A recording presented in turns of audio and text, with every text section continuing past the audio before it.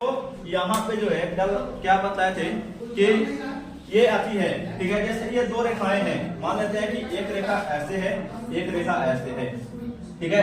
एक रेखा ऐसे आ रहा है, एक रेखा ऐसे जा रहा है, दो रेखाएं हैं, ठीक है। तो किसको अक्षांश बोलेंगे और किसको देशांतर रेखा बोलेंगे, उसको हम लोग क्या करेंगे, समझने का प्रयास करेंगे। देखो ये जो रेखा है ऊपर से जो नीचे आ रहा है, इसको बोलते हैं देशांतर रेखा। इसको क्या बोलेंगे, देशांतर रेखा, देशांतर रेखा।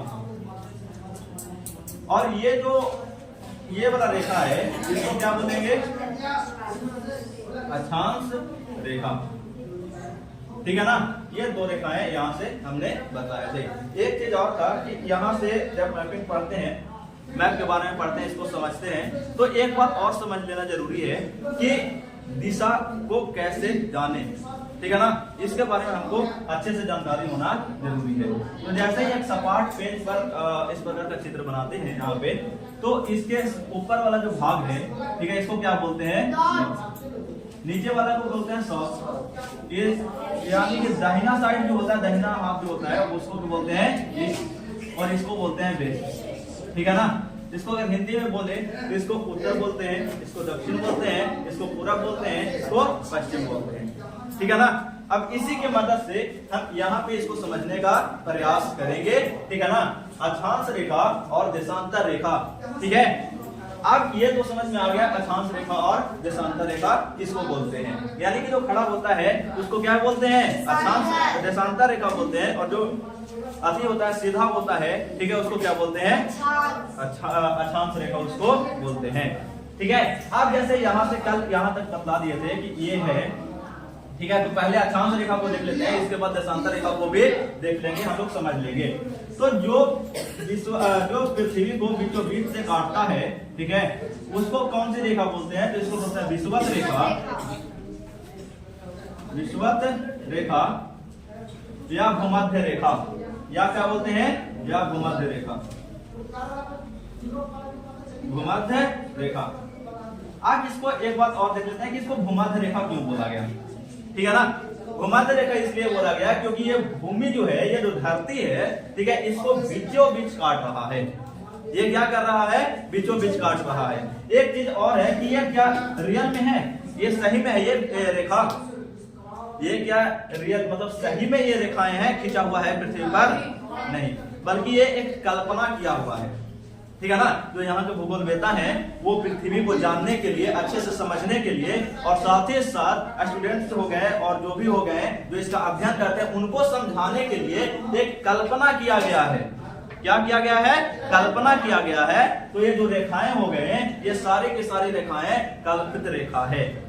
आगे बात समझ में, कैसी रेखा, कल्पित रेखा है, यानी कि कल्पना किया हुआ रेखा है।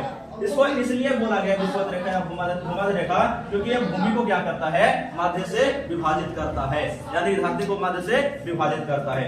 इसको बोलते हैं 0 डिग्री।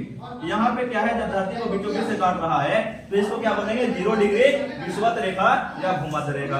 क्या इसमें नॉर्थ और साउथ लगेगा, लगेगा नहीं लगेगा, क्योंकि ये 0 पर बीचों बीच से काट रहा है। तो 0 है तो इसमें नॉर्थ क्या साउथ क्या, ठीक है। यानी कि इसके बाद से जो ऊपर और नीचे आएंगे वहां से क्या होगा, नॉर्थ और साउथ को जोड़ा जाएगा। आगे बात समझ में, तो यहाँ पे हो गया, और इसके बाद ये आ रहा है, इसके बाद ये आ रहा है, ठीक है, इसके बाद यहाँ पे भी काट रहा है, इसके बाद यहाँ पे भी काट रहा है। अब दो चीजें है यहाँ पे, 23.5 डिग्री, क्या हो गया, 23.5 डिग्री नॉर्थ, यानी कि जैसे यहाँ पे है ना ऊपर में, इससे बीचों बीच से काटा है तो इसके ऊपर में, ठीक है, तो इसके ऊपर में जैसे जाएगा तो नॉर्थ आएगा, तो यहाँ पे नॉर्थ आ रहा है। अब 0 डिग्री के दक्षिण में आएगा तो इसको क्या बोलेंगे, साउथ, ठीक है, 0 डिग्री। अब इसके बाद ऊपर 66.5 हो जा रहा है, ठीक है ना, कितना हो रहा है, 66.5 degree north, 66.5 degree south.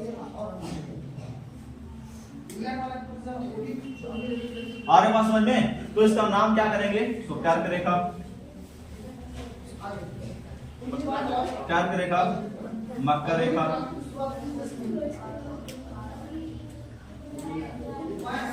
Arctic रेखा, आर्कटिक रेखा, अंटार्कटिक रेखा,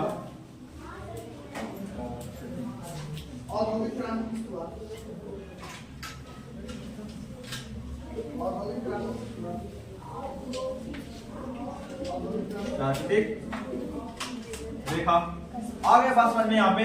अब यहाँ से 66.5 के बाद 66.5 के बाद सीधे पहुंच जाता है ध्रुव पर, यानी कि 90 डिग्री पर। ये यहाँ पे क्या है, ध्रुव है। यहाँ पे क्या है, 90 डिग्री ध्रुव। इसको क्या बोला जाता है, ध्रुव। आई बात समझ में, यानी कि कौन सा, नॉर्थ ध्रुव। यहाँ पे क्या हो जाएगा, 90 डिग्री नॉर्थ ध्रुव, जिसको पोल बोलते हैं, ठीक है ना, नॉर्थ पोल और साउथ पोल, ठीक है। अब यहां से यह समझने वाला बात है कि ये तो हो गया, हम लोग आ गया, ठीक है। तो जैसे यहां से, ठीक है, इसके ये जो रेखा है इसके उत्तर में गए तो कितना डिग्री, 90 डिग्री, यानी कि कितने लाइन खिंचाया, 90 लाइन खिंचाया ना। आगे बात समझ में, यानी कि विषुवत रेखा से ऊपर कितने लाइन खिंचाएगा, 90 लाइन खिंचाएगा। जैसे 23.5 डिग्री पर एक खिंचाया ना, ठीक है, 66.5 डिग्री पर एक खिंचाया ना, तो इसके बीच के जो दूरी है इसके अंदर तो कुछ ना कुछ लाइन खिंचाया होगा कि नहीं खिंचाया होगा, खिंचाया ना। तो इस यहाँ से यहाँ तक 23 लाइन खिंचाया है, यहाँ से यहाँ 23 लाइन, तो यहाँ से यहाँ भी तो कुछ लाइन खिंचाए होंगे। और ऐसे टोटल लाइन की संख्या कितना हो जाएगा, यानी कि टोटल डिग्री की संख्या कितना हो जाएगा, 90 डिग्री। और विषुवत रेखा के दक्षिण में कितने डिग्री हो जाएंगे, 90 डिग्री। अरे बस समझ में, तो यहां से यानी कि नॉर्थ में कितना डिग्री, नॉर्थ बराबर 90 डिग्री, ठीक है, साउथ बराबर 90 डिग्री। क्या विषुवत 0 डिग्री को हम जोड़े थे, नहीं जोड़े थे ना, तो इसको भी एक जोड़ लेंगे, 0 डिग्री बराबर 0 डिग्री 1, ठीक है। तो यानी कि टोटल जो अति की संख्या जो हो जाएगा, इसको अक्षांश की जो संख्या हो जाएगा, अक्षांश की संख्या मतलब संख्या बराबर कितना हो जाएगा, अक्षांश के कुल संख्या बराबर जो हो जाएगा वो हो जाएगा 90 और 1। तीनों को क्या कर देंगे, जोड़ देंगे, ऐड कर देंगे। तो 9 दूना 18, यानी कि 180 और 181 बराबर कितना हो जाएगा, 181 हो जाएगा। अब क्या 181 समझ में आया, कैसे हुआ, आया समझ में। जैसे यहाँ से 0 से तो ऊपर से ही गिनेंगे, 1 2 3 4 5 6 7 8 9 10, ठीक है। और ऐसे ऐसे कहाँ जाएगा, 90 तक जाएगा ना। तो 90 यहाँ से आया, यानी यहाँ से यहाँ तक कितना डिग्री आया, 90 डिग्री आया। और यहाँ से यहाँ तक कितना डिग्री आया, 90 डिग्री आया। तो 90 ये तो जुट गया, लेकिन यहाँ पे एक रेखा नहीं जुट रहा है, और वो है ये भूमध्य रेखा। आ रहा है समझ में, यहाँ पे जो भूमध्य रेखा जो बीचों बीच से गया है, इसको हम ऐड नहीं कर रहे थे वहां पे, तो इसको भी उठा करके ले लाते हैं यहाँ पे।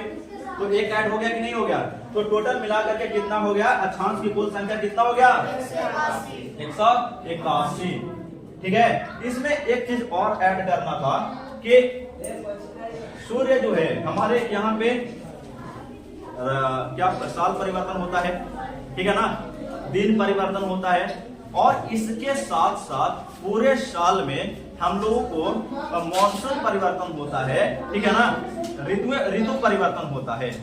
तो कैसे ऋतु परिवर्तन होता है, अरे बात समझ में, कैसे ऋतु परिवर्तन होता है, उसी के बारे में यहाँ पे हम लोग समझ रहे हैं, इसको समझते हैं।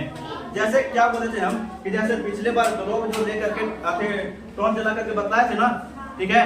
तो टॉर्च जो है सबसे ज्यादा बीच में ही प्रभाव डालेगा, इसके बाद क्या इसके ऊपर तक जाएगा, यहाँ तक अगर आती करते हैं, ये अगर यहाँ पे करते हैं, अगर टॉर्च यहाँ पे मारते हैं, जैसे सूर्य यहाँ पे है, ठीक है, पृथ्वी यहाँ पे है, तो यहाँ से सूर्य का जब रोशनी जाएगा तो क्या यहाँ पे पहुंच पाएगा, ऊपर पहुंच पाएगा, नहीं पहुंच पाएगा। क्या दक्षिण में यहाँ पे पहुंच पाएगा, नहीं पहुंच पाएगा। तो वही तो था यहाँ पे कि जैसे ये पूरा का पूरा बना लेते हैं, ठीक है, जैसे बोले थे ना कि अंटार्कटिका जो है महादेश जो है वो पूरा का पूरा बर्फ से ढका हुआ है, बतलाए थे। अब सूर्य के प्रकाश में क्या है, एनर्जी है, सूर्य के प्रकाश में क्या है, एनर्जी है। अगर सूर्य के प्रकाश नहीं पहुंचे तो पूरा जो वातावरण है वो ठंडा रहेगा कि नहीं रहेगा, रहेगा ना। यही है स्थिति यहाँ पे है। जैसे ये यहाँ पे सूर्य का प्रकाश है, यहाँ पे एक ग्लोब है, ठीक है, यानी कि पृथ्वी है। तो यहाँ से जैसे सूर्य का प्रकाश जाएगा तो यहाँ पे तो नहीं पहुंच पाएगा, यहाँ पे तो नहीं पहुंच पाएगा, नहीं पहुंच पाएगा ना। तो यहाँ पे जो वातावरण रहेंगे वो कैसे रहेंगे, ठंडा रहेगा, यहाँ पे ठंडा रहेगा।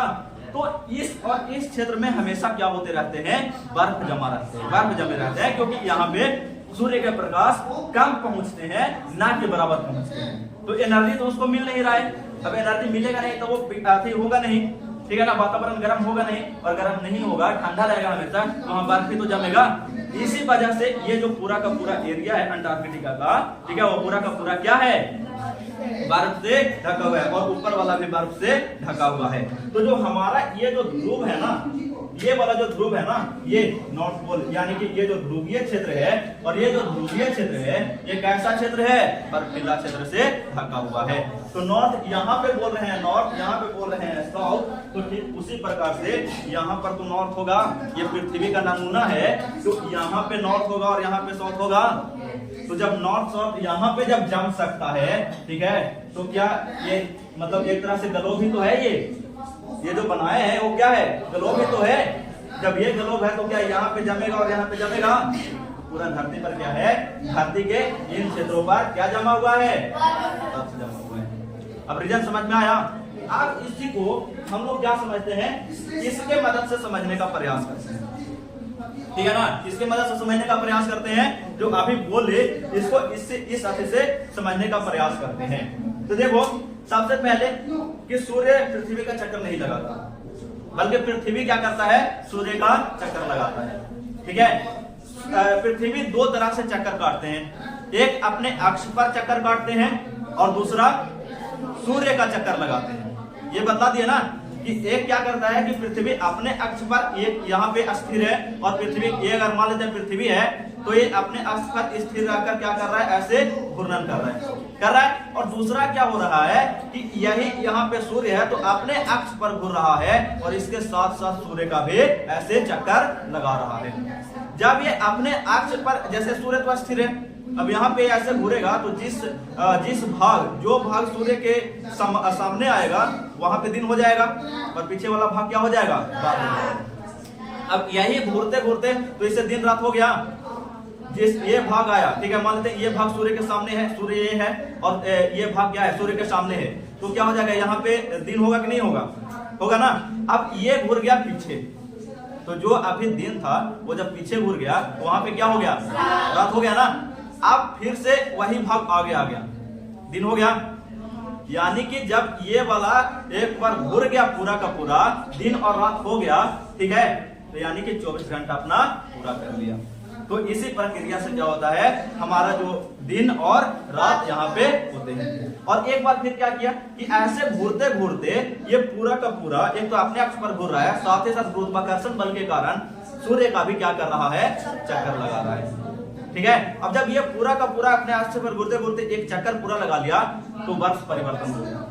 जैसे 2024 खत्म हो गया ना, 2025 में आ गया ना, जब जैसे ही 2024 खत्म हुआ, 2023 खत्म हुआ, 2024 में आए, ठीक है, तो एक बोलने का मतलब ये है कि जो पृथ्वी है वो सूर्य का पूरा एक चक्कर लगा दिया। अब ये दूसरे चक्कर में यहाँ पे आ गए हैं। आगे बात समझ में। तो एक तरह से बोले हम धरतीवासी है, ठीक है, तो अगर हम धरतीवासी है तो एक तरह से बोले तो कोई व्यक्ति 60 साल जिया, ठीक है ना, कितना साल जिया, 60 साल जिया, यानी कि वो 60 बार सूर्य का चक्कर लगा लिया है। आगे बात समझ में, कितने बार चक्कर लगा लिया है, 60 बार सूर्य का चक्कर लगा लिया। आगे बात समझ में। अब यहाँ से समझने का प्रयास करते हैं, अब यहाँ पे समझते हैं। अब सूर्य जो है, ठीक है, अब थोड़ा सा यहाँ पे सूर्य भगवान जो है वो इस तरीका से घूरते हैं, क्या करते हैं, इस तरीका से यहाँ पे घूरते हैं। तो देखो सूर्य भगवान जब यहाँ से घूरते हैं तो दो अथी हो रहा है यहाँ पे, ठीक है ना, एक इसको क्रॉस कर रहे हैं, यानी कि बोलने का मतलब है कर्क रेखा और मकर रेखा, ये दो रेखाओं के बीच में क्या कर रहे हैं, सूर्य भगवान जो है वो घूर रहे हैं, ठीक है ना। ये दो रेखाओं के बीच में क्या कर रहे हैं, सूर्य भगवान घूर रहे हैं। अब जब घूर रहे हैं तो अभी बोले ना कि ठंडी कभी आ रहा है, कभी बरसात आ रहा है, कभी गर्मी आ रहा है, तो इसका रीजन क्या है ना, इसका रीजन क्या है और इसको आसानी से कैसे बतला सकते हैं। तो इसका अभी है कि जैसे यहाँ से आए, मान लेते हैं कि यहाँ से शुरू किए हम लोग, कहाँ से शुरू किए, यहाँ से जब शुरू किए तो देखो ऐसे घूर रहे हैं, ऐसे सूर्य भगवान घूर रहे हैं, तो यहाँ 22 दिसंबर, ठीक है, कितना दिसंबर? 22 दिसंबर। 22 दिसंबर का क्या हुआ कि सूर्य भगवान यहाँ से चलना शुरू किए, ऐसे इसको क्रॉस करके कहाँ बढ़े? आगे बढ़े, ठीक है, कहाँ बढ़े? आगे। अब 22 दिसंबर को आगे बढ़े, इसके बाद क्या आ जाएंगे? 21 मार्च। ये कौन है? विषुवत रेखा है, विषुवत रेखा। तो 21 मार्च को क्या करेंगे? यहाँ पे 21 मार्च को विषुवत रेखा को क्रॉस करेंगे। सूर्य भगवान कहाँ क्रॉस करेंगे? 21 मार्च को। अगर 22 दिसंबर की अगर बात करें तो 22 दिसंबर को क्या होगा कि यहाँ पे सूर्य भगवान रहेंगे, तो सबसे ज्यादा ठंड हम लोग के तरफ पड़ेगा। हम लोग कहाँ पे हैं? यहाँ पे कर्क रेखा पर, यहाँ पे है, आई बात समझ में? यहाँ पे है। तो अगर यहाँ होंगे सूर्य भगवान, अगर यहाँ है तो हम लोग के पास ठंडा पड़ेगा कि नहीं पड़ेगा? अब ये सूर्य भगवान क्या होते जा रहे हैं? ऐसे ऊपर की ओर आते जा रहे हैं। तो 21 मार्च आएगा, तो 21 मार्च क्या करेंगे?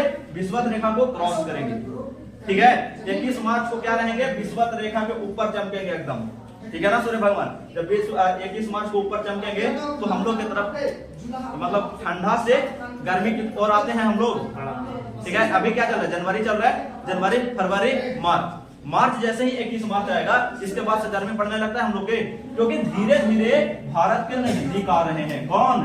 सूर्य भगवान। आ रहा है बात समझ में? अब कहां पे आ गए सूर्य भगवान? यहां थे पहले 22 दिसंबर को, ठीक है ना। अब 21 मार्च को कहां पे आ गए हैं? यहां पे आ गए हैं, तो भारत के नजदीक आए हैं। तो जैसे जैसे ये नजदीक आएंगे ऐसे वैसे वैसे गर्मी बढ़ता जाएगा। आई बात समझ में? अब क्या होगा कि यहाँ पे अब आ जाएंगे, यहाँ पे मार्च, यहाँ पे 21 दिसंबर, 22 दिसंबर, ठीक है। यहाँ पे आ जाएंगे 23 सितंबर, ठीक है, 23 सितंबर। एक और क्रॉस करने का है, हम बताएंगे 23 सितंबर। आप यहाँ से आ गए यहाँ पे, और एक और यहाँ पे है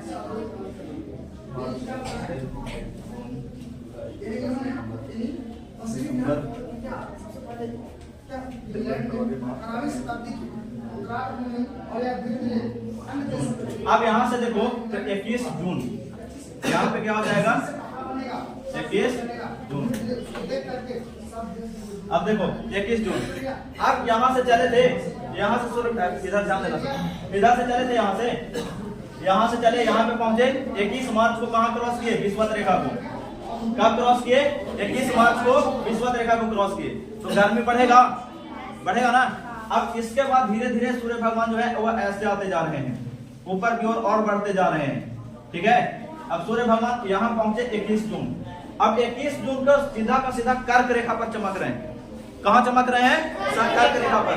तो जून में सबसे ज्यादा गर्मी पड़ता है, ठीक है। क्यों जून में पड़ता है? क्योंकि जून में कर्क रेखा पर अधिक चमकता है, सूर्य भगवान चमकते हैं, और भारत कर्क रेखा के बीचों बीच है, कर्क रेखा के ऊपर भी है और कर्क रेखा के नीचे भी है।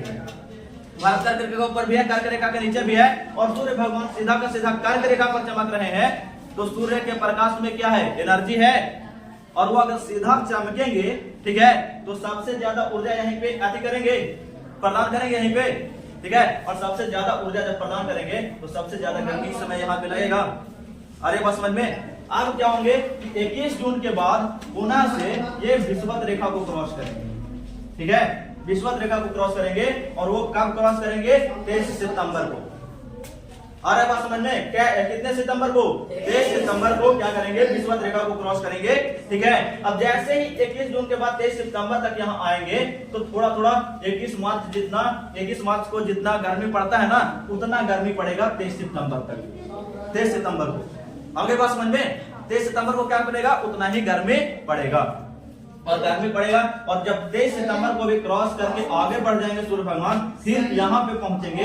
तो जैसे ही 23 सितंबर को क्रॉस करके नीचे आएंगे, जैसे जैसे नीचे आते जाएंगे वैसे वैसे ठंडी बढ़ती जाएगी।